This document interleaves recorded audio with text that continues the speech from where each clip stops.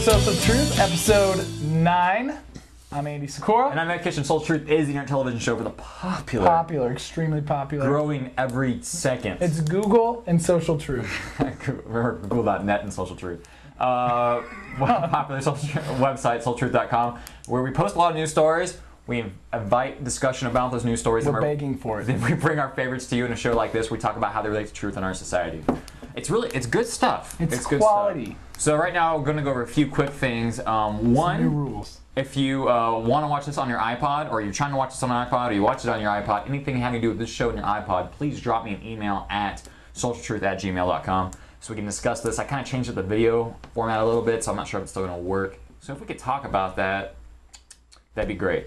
Also, yeah, you could call them. Yeah, and also as a reminder, these shows are now going to come out on Tuesday. Tuesday. We had to bump up a little bit in the production. Big Tuesdays. Yeah, so I can make sure they're all squeaky clean and good for you. So, and there's still one episode a week. So one 15-minute or less episode on Tuesdays. So come and watch them and partake and enjoy and tell your friends. And your neighbors and your parents. And if you want to hug your But monitor if you while tell you're your watching parents, make sure you got some time to explain how they can watch something on their computer. That's true. That's true. All right. My father's technology savvy. Mine's not. Okay, so that's it, man. We're ready. Are you ready? We're ready. We're ready. First story. That's me. That's you. All right, first story. Rocket chooses a sun over October. This is from NorthJersey.com. North Jersey. Quality news I site. just repeat every phrase I say. It might be a good website. I don't know a lot about it. It's probably, yeah. I'm trying to make sure my head fits underneath the frame there.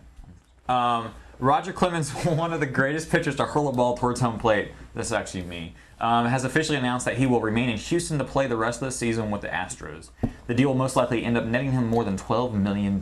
As if I needed more reasons to hate the Astros.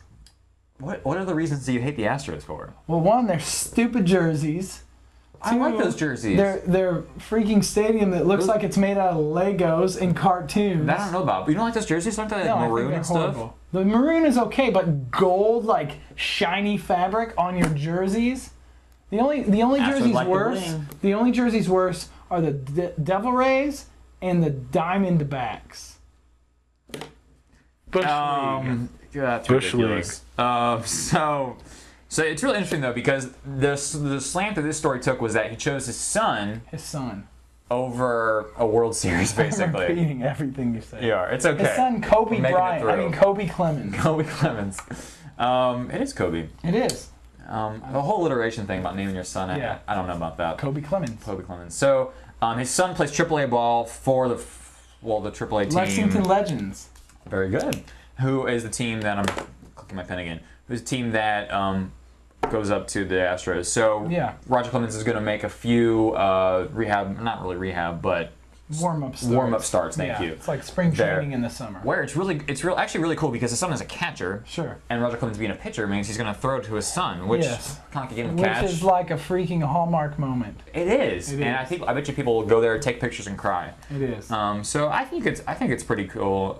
I think that's the whole father-son relationship. I don't know if that really was the full gist of it. Yeah, go ahead. You know why he came back? He came back for millions and millions of dollars. No. He's making $3.5 million a month. But here's the thing. A month. Now you're going to tell me he doesn't need that kind of money. Well, now, he doesn't. Obviously, he doesn't. But if somebody says, "Hello, Matt. Yeah. Would you do this for $3.5 million a month?" Are you going to really say, "Oh, I'd like to go swimming"? Yes, I will gladly pitch 8 innings of baseball for like once a week. Once a week, $3.5 million. And I don't have to go on the road. Right. How many home runs do I have to go? Here's the thing, though. He would get that money no matter where he went. Yeah, but so the decision. Yeah. Okay. So this is more about the son. The decision to play baseball might have been the money, but he was quoted as saying his son was the wild card in this whole decision. The wild card. So he was talking about going to the Red Sox because he could probably get a World Series start with that, or maybe especially the Yankees and one of those two teams, or the Rangers. I just want to keep throwing the Rangers back in there. You sold us out, Clemens. And he's got some kind of Texas affiliation. So, but no, I think it's really cool, and it's like I said in my post, it's kind of something that I'm sure only a father would fully understand. Is that kind of ability to play with your son must be a really special time. So I think that's really cool, and it's really great to have. What's your truth say there? My truth written by Andy is it's a bad decision by the Rocket. He should have signed with the Tribe, the Indians. Oh, that's a beautiful truth. Who I definitely wish had I a would have serious thought of start. that myself. We're talking way too much about the story. The real truth is a great family dynamic, and we appreciate it, Clemens. Next story. Here we go. Next story. This one will go quickly. This is from the San Francisco Gate, which is the paper out in San Francisco. It's their online. After today, that's the show and the day. After today, Katie Couric off to CBS. Now that Tony Bennett has serenaded her with The Best Is Yet to Come on her final Today show, Katie Couric is about to find out if that's true. Couric heads to Las Vegas where she's addressing a meeting of CBS affiliates on Thursday, drumming up enthusiasm for her new job as the anchor of the CBS Evening News. She'll make her debut in September. This is a story that's really not a story at all. I mean, it's kind of a big deal that this lady who's been on the Today Show for years and years. It's a big deal that shouldn't be a big deal. Is that what you're saying? Yeah, who cares, really? Right. But she's been on the Today Show for years and years, and the Today Show for the last 10 years has never lost a week in the ratings, ever. Like, they've always been #1 in the morning shows. What time are they on at? From 7 to 9. Who else watches TV? If you're gonna watch TV from 7 to 9, what are you gonna flip on the besides CBS early morning show or Good Morning America? Yeah. Sure, I know. We're not 50. We're not middle-aged women, so Are there of course soaps we on don't at that mind. time? I'd rather watch a soap. There's nothing on except for the morning news shows. This is all I'm saying.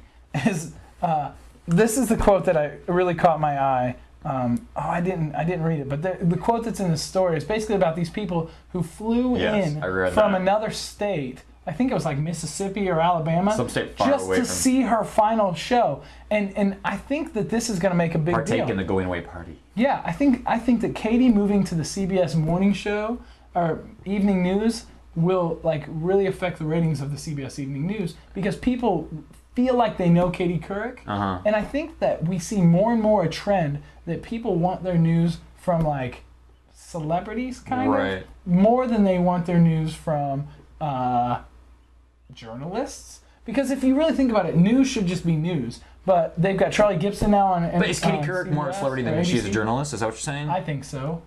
She does photo shoots in or in magazines. Like, that's a good point. You didn't see Dan Rather in a Marilyn Monroe outfit. Well, maybe you did. Anyway, that's my truth. There's a celebrity news culture. We want to hear about celebrities, and we want to hear about the news from. All right, I got the next story as well. Here we go. This one is called "Why Was God Silent?" This is a pretty serious story. It's from the Daily Telegraph. It's from Warsaw. It happened in Warsaw. Calling himself a son of Germany, the Pope prayed at the former Nazi death camp of Auschwitz yesterday and asked why God was silent when 1.5 million victims, mostly Jews, died in this valley of darkness. It's pretty intense story. It has been for almost a century now. These are some quotes that he says. In a place like this, words fail. This is from the Pope. In the end, there can only be a dreaded silence, I guess. A silence which is a heartfelt cry to God. Why, Lord, did you remain silent? How could you tolerate all this? Where was God in those days? Why was he silent? How could he permit this endless slaughter, this triumph of evil? It also said in there that the Pope is of Germanic. He's of German descent, so he's from Germany. Sure. Which, as you know, is where the Nazis came from. Right. So there's a lot going on here. In this statement. There's it's a not lot. just him talking about God, but it's also him saying what happened in the past was wrong. As a German, it's him saying that, and as a Pope, as a Catholic, a pretty big deal. Because as we all know from history, Catholics back in that time did nothing to stop this Nazi regime. Especially the Pope got right behind Hitler. So so it's a big deal. Maybe not right behind Hitler. I shouldn't have said that. It was like, go Hitler. So here's the thing. I think that in this question about the Holocaust is asked about a lot of things. Like, where's God when bad things happen? And I think that most people believe that there is some sort of higher power, higher being in charge or responsible. And they end up asking, when the bad times happen, where's God in these things? And I think for anyone, and this is my opinion as a Christian, but for any of us to ever understand what's going on in this world, especially bad things, they have to understand that what's going on, there's something seriously wrong in the world. It's not how a perfect being would have created it. And the question comes back to is what is wrong with the world related to that higher power or God or whatever, we'll say God, or is what is wrong with this world related to the people living in the world? I think if you can't come to that, like we want control, or we want to say, you know, I can do these things or whatever, but we don't want to take responsibility when bad things happen. Now, hurricanes, things like that, I don't know how we can talk about that really. But in situations like this, like sure, God let it happen maybe, but it was still people who caused it to happen, people who followed through, people who got behind it, people who protected this movement. Like there's wrong, there's evil happening, you know? I don't know, that's the truth I have, is that I think society doesn't want to accept blame for the bad that happens sometimes, especially personal. Right. Well, I think it's also interesting that he asked these questions. I think some people might look at that, especially, I mean, I'm not Catholic, but I hope people don't look at it and say, like, how can a pope ask questions, something like that? And I think it's important to note that it's okay to ask questions. Oh, sure. Whether you're of, you know, a strong Christian persuasion, like Andy and I may be, or of any persuasion, like, it's okay to ask these questions, and it's encouraged, I think, that you do, because I think it's what really can benefit the heart and what really can get you to the heart of some of these conversations. Only in these questions can you find answers by asking the questions in the first place. Well, and I think it's the only way that you can really start to understand what's going on in the world, really. Really what's going on in the world, from the story about Katie Couric to this kind of story. Like, exactly. So, yeah. There's a lot of truth in that. Good. I feel like we just did some good stuff here. Wow. I can feel it too. And we're going to do some good stuff in the last story. All right, last story. Yes. Spider-Man tracks lead to missing boy's recovery. This is from ABC News. An 8-year-old Colorado boy found safely after disappearing from a camping trip for 4 days has his Spider-Man sneakers to thank for his rescue. Evan Thompson went missing during a camping trip on Saturday for 4 days. Nearly 100 rescuers, dog teams, and 3 aircraft, including heat-seeking helicopters, combed rugged terrain in search of Evan. That sounds like an episode of 24. Yeah, it was good. Okay, so here's the thing, right? Okay. Andy hasn't read this story. I haven't read it. It's a great story. Sounds good. 8-year-old boy, okay, goes camping in Colorado wilderness. With his family. With his aunt, his legal guardian's aunt, right? Okay.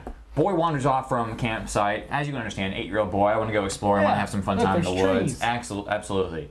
He wanders off, basically ends up traveling for 4 days. He gets lost, right? No food, nothing. 8-year-old boy by himself in the woods for 4 days. Travels over 4 miles during that 4 days by himself. And basically ends up, these people find him. They can sort of track him because the Spider-Man shoes are unique tracks, and it's easy for them to track him. And these guys on these ATVs finally find him, and they were shouting to him in the woods and stuff like that. It's really cool. And so he gets back to this home, and he's eating a banana, and they're interviewing him, and they're like, so, you ever want to go camping again then? He's like, yeah. So it's the greatest. It's the greatest thing ever. Cost the state millions of dollars. Yeah, you just go out, and people in helicopters come look for you, and you never get lost. Yeah, there you go. So, no, I just think it's really cool, though, that a 13-year-old boy got lost in the woods and was found. 13? Oh, I'm sorry, 8-year-old. Yeah. 13-year-old boys get lost, but they don't have cool shoes. So they're pretty much dead meat. And usually parents of 13-year-old boys. I like to call them bear food. Yes. That wasn't fair, was it? That's okay.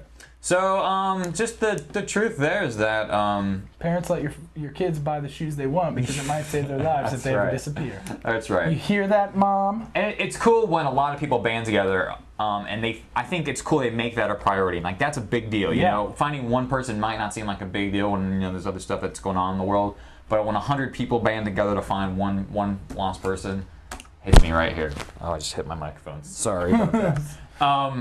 And that's the end of our show for today. Okay.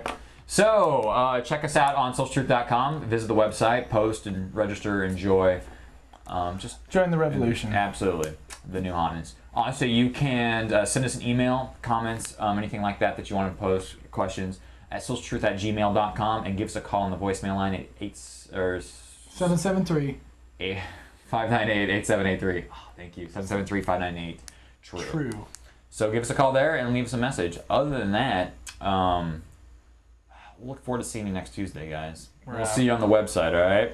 Out.